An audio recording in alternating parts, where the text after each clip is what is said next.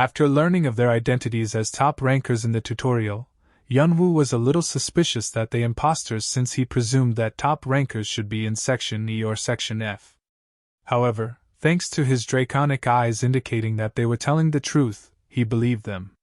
When asked about their purpose in following him, Doyle stated that they wished to team up with him to obtain an artifact from Section E, but they required at least 3 or 4 members in their team. They stated that people in Section E and Section F usually have teammates, which made it hard to recruit anyone since their plans could be leaked. Thus, they came to Section B to find a capable player to team up with. Yunwoo realized that they must be looking for Lizard Man King Hargan's crown. However, Yunwoo wasn't interested in it, since the crown only had an option that increased dignity and leadership, which was useless for a one-man army like himself. Still, he agreed to team up with them if they let him take everything else in Hargan's lair except for the crown. Khan and Doyle agreed. The three then exited the dungeon and planned to cross the pond of heavyweight water. Khan was shocked to see Yunwoo easily swimming through the pond filled with extremely dense water, but he managed to do the same without much trouble. Doyle, on the other hand, walked across a bridge made of flies that continued to extend as he moved across the pond. Yunwoo determined that he must be an insect tamer capable of entomopathy. Meanwhile, Bilb, the leader of Orangdan, was notified that Yunwoo was in Section B, so he planned to lead a few members to teach him a lesson for harming Orangdan's recruits.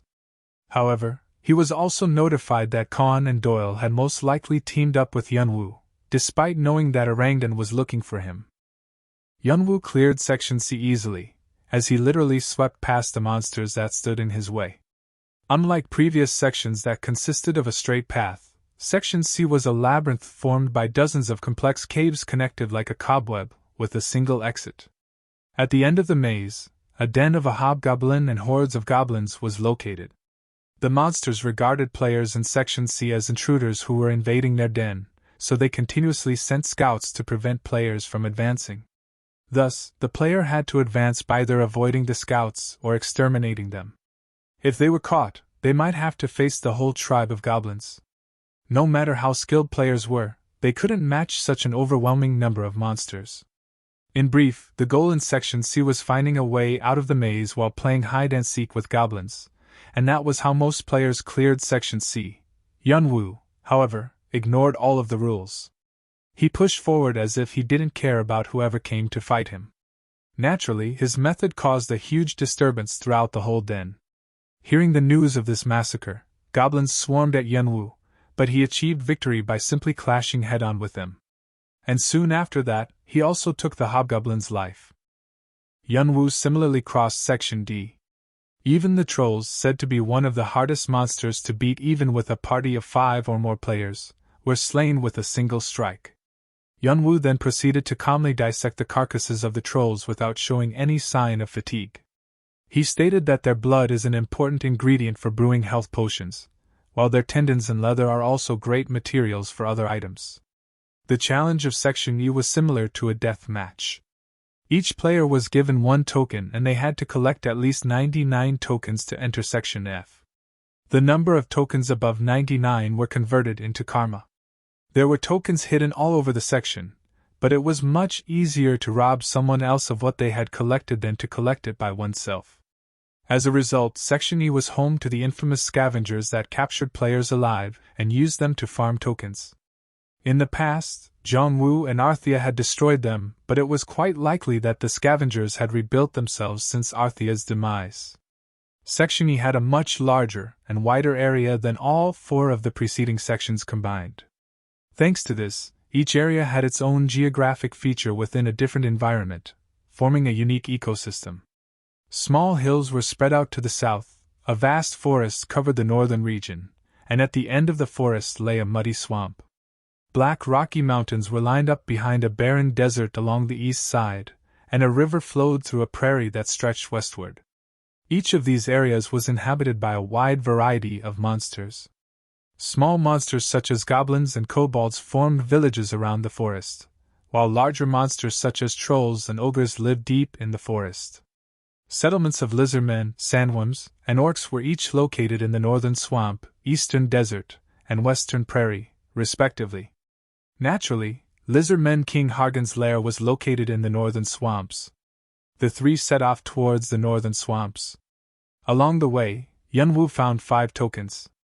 After reaching close to the lair, the three decided to stop and rest so that they would be in top condition the next morning when they would attack the lair.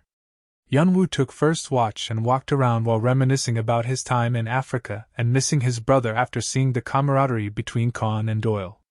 Suddenly, Khan woke up and swung his sword towards a bush near him, killing a hidden assailant. Then, Doyle woke up and used his entomopathy to cover a few assailants with man-eating bugs that swiftly chewed off their skin. A few assailants attacked Yunwu only be instantly killed. Soon, the assailants numbering over a dozen were all killed. They dropped 81 token in total, which was given to Yunwu as down payment. Doyle and Khan also revealed that they were going to clear Hargan's lair unaware that Yunwu was already aware. They also planned that Khan would be the vanguard and attract the aggro of Hargan and his subordinate lizardmen while Yunwu and Doyle would enter the lair. Inside, Yunwu would attract the lizardmen Queen Tarragon's aggro while Doyle would steal the crown from her head and then three will retreat. The next morning, the three reached Hargan's lair and noticed fresh tracks. Doyle anxiously wondered if Hargan's lair had already been cleared. However, Yunwu replied that they were not human tracks. He also stated that alongside the tracks there were tracks of something being dragged. Yunwu guessed that they were most likely humans captured by the lizardmen.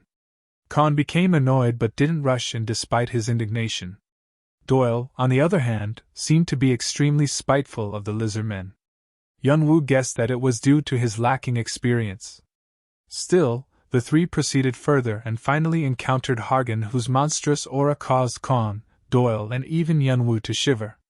However, thanks to his years of experience on the battlefield, Yunwu was able to shake off the fear. Hargan noticed this and realized that Yunwu had to be dealt with immediately. So, it rushed towards him, not caring about the lizardmen it mowed down along the way. Just as Hargan got close to Yunwu, Khan intercepted it. Hargan raged at Khan, but he managed to hold it off.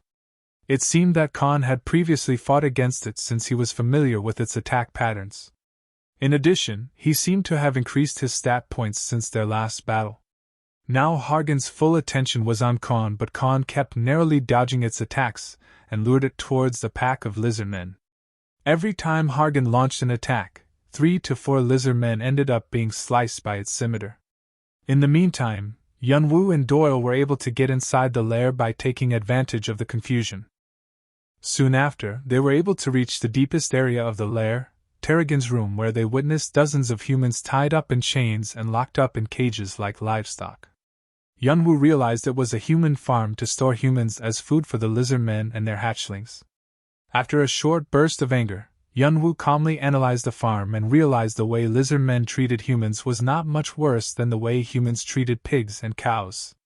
The people were yelling for help, but if looked at from another angle, they were just like cows tearing up before being dragged into a slaughterhouse. Doyle, however, was not so mature. He barked at Yunwu for being cold and emotionless despite seeing the prisoner's plight. Yunwu countered with the fact that every moment they wasted here led Khan closer to death. After a moment of struggle, Doyle apologized for being inconsiderate of both Yunwu and Khan. Yunwu planned to move on when he was suddenly struck by an idea to use the lizardmen babies against Tarragon. The two entered Tarragon's room when Yunwu quickly threw the explosive powder he made from monster remains towards her, which Doyle then ignited using his flame bugs.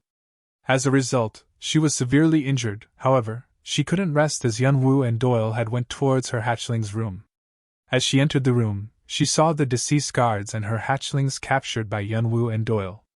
Yunwu even killed one hatchling before picking up the remaining 3 and retreating. He then threw one of the hatchlings towards the ground where he had installed a booby trap. Restless, Tarragon rushed into the trap to save her hatchling, causing a massive explosion that could not be compared to the previous one. The explosion triggered 2 others' trap, producing an immense chain explosion. The ground was quaking, the trees were burning. The whole room was engulfed by a deluge of fire. Tarragon was suffering excruciating pain inside the blazing inferno.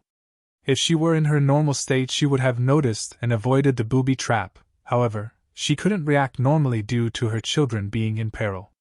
Yunwu then stabbed and killed the injured Tarragon.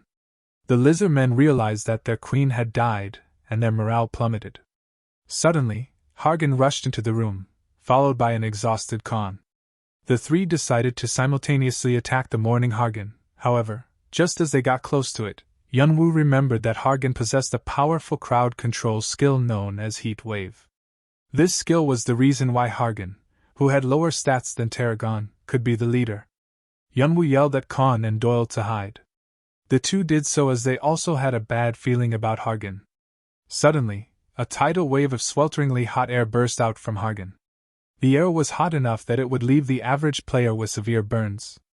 Luckily, the three had been prepared and managed to find sturdy rocks to hide behind. As the hot air subsided, they witnessed the shocking sight of Hargan chomping down on Tarragon, which caused it to mutate and absorb Tarragon's stats.